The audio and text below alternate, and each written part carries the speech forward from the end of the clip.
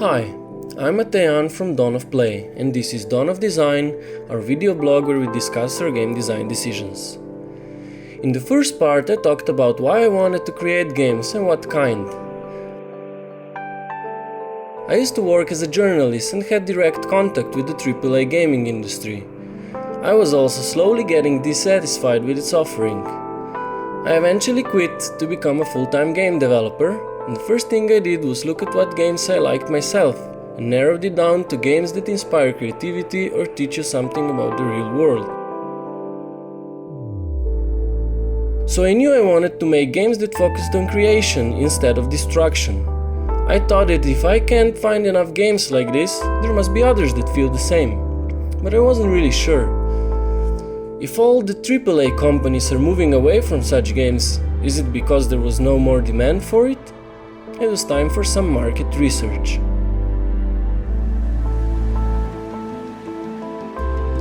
This was back in 2007.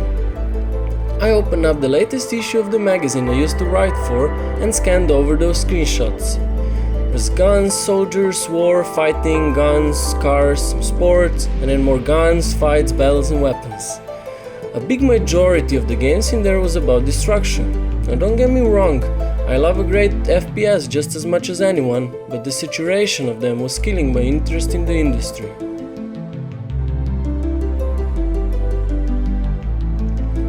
To quantify things, I decided to count exactly how many games dealt with destruction and how many with creation. I divided the destruction between firearms and other forms of combat, so this would mainly cover medieval RPGs, fighting games and beat-em-ups. And some genres also don't fall so nicely on this creation-destruction line, so I've counted them separately. First I took out sports and racing games, and then I was left with games focusing on reflexes or thinking. I named the first arcade, which also covers all sorts of platformers that aren't mainly based on shooting. Now the thinking category covers games like puzzles, adventures and strategies that don't focus mainly on war. Now I counted all this and the results proved my observations. Half of the games were shooters and only 7% of games were built around creating stuff. So this was the state of supply for the end of 2000s. Now I needed to figure out if demand really was different, at least for a small portion of people that were more of retro gamers like myself. So I went to a PC-DOS abandonware site called Abandonia and looked on the list of 100 most popular games on the site. So this would represent what games from the 90s people still liked and cared about today.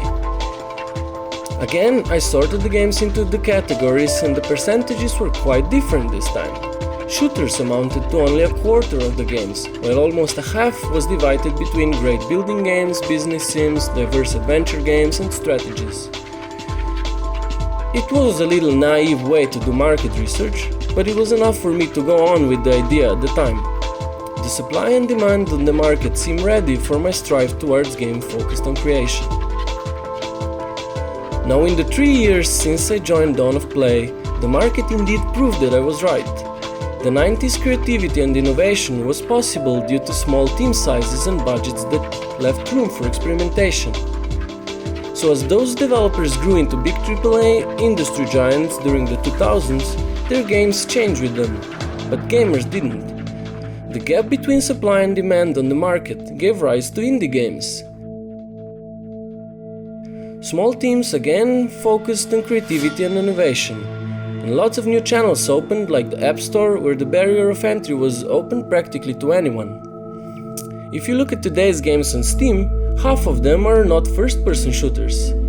The creating part of the games is also growing with great independent titles like Minecraft and Dwarf Fortress leading into this decade. When I ask an admittedly black and white question of whether you consider yourself as a retro gamer that would prefer games the way they used to be, or a modern gamer which gets more excited about AAA games, to my big surprise, almost 2/3 said they prefer how games were back then. I expected a result closer to 1/3, but it seems that services like Steam, good old games and playing classics on the consoles, in addition to emulators and abandonware sites, gave rise to remembering the games of the past.